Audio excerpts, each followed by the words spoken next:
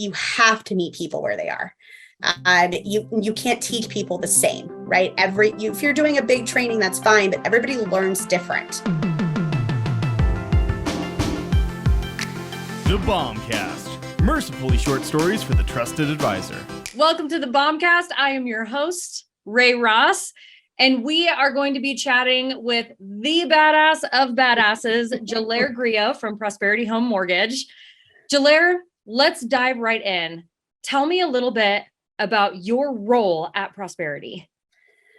Yeah, so I am the brand ambassador here at PHM, and that means quite a few things. But basically, I spend or split my time traveling the country, either on the conference circuit or in market, representing the PHM brand, and then also helping our teams, our MCs, their teams, elevate their brands underneath ours using our technology, right? Our marketing tech stack.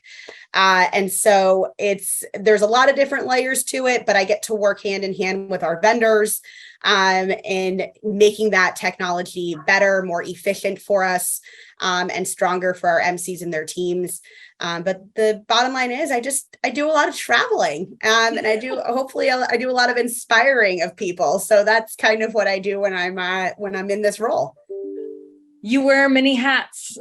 I do. I wear many hats, not as cool as your hats, but I do. They're invisible hats. So you kind of pretend they're there, but yes, many hats. And in those many hats, what I'm hearing is you are an advisor to advisors, whether it be tech stacks, MCs, partnerships at your company.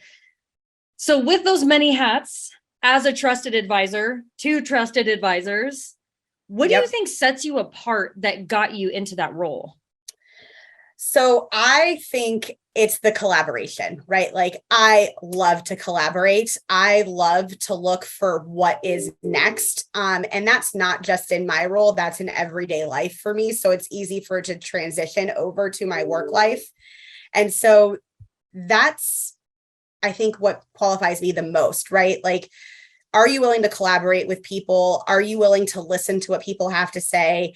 Are you willing to step outside the box a little bit? When you do those things, you grow. And so you see that growth within the relationships you have with the technology vendors. You see that growth on your teams when you're traveling, and you see that growth in the relationships that you have as you start to navigate all of that. Ooh, yeah. Ooh. So with the traveling, with the consistent active collaboration to support multiple teams simultaneously, what are some of the challenges that you face in this role? And let's get a little more pointed on that. What are some challenges that you face when it comes to collaborating and training your MCs? I think the biggest challenge is always going to be change, right? So we are changing every single day from a technology standpoint of view, and that can scare people a lot. And so when you advocate for that change, when you encourage them or inspire them to make that change, they immediately do, they do a few things, right? Some people roll their eyes like, I'm not going to do that. Some people turn to you and they're like, I've been doing it this way for so long and I swear it works. And so you hear a lot of these things, but more often than not, the biggest challenge is the person that you're talking to. Are they going to be open to this change or trying something different? And what I love is when we can meet them where they are, because that's really what it is, right? Like, can we meet them where they are? And when we do, and they give it a shot and they have that aha moment, it's so awesome to see them kind of cross over from where they started to where they're going. And so that's going to always, the people are usually, and their mindsets are usually the biggest challenge. And something about that, you and I have talked about excuses in the past and how easy it is to mask fear or discomfort, especially when it comes to change, with logic. Yep. Well, I'm not a tech savvy person. I'm not a video person. I'm a phone call person and, door knocking person. And that's what's always worked for me, Yep. or like, I'm an old dog. You can't teach an old dog new tricks. Like all of these excuses to prevent that innovation. So how do you address those excuses? So I think you have to, it kind of goes back to what I was saying before, you have to meet people where they're at. So for example, I worked with an MC who was anti-technology, right? Like, I'm not going to use it. It's not something I've used before. I don't see the benefit in it. And instead of me standing up there and being like, well, this is how you do it, and this is where you click, and this is why you should do it, I just turned to him and I said, what is a problem you have right now in your process? And let's see if we can solve it using the technology.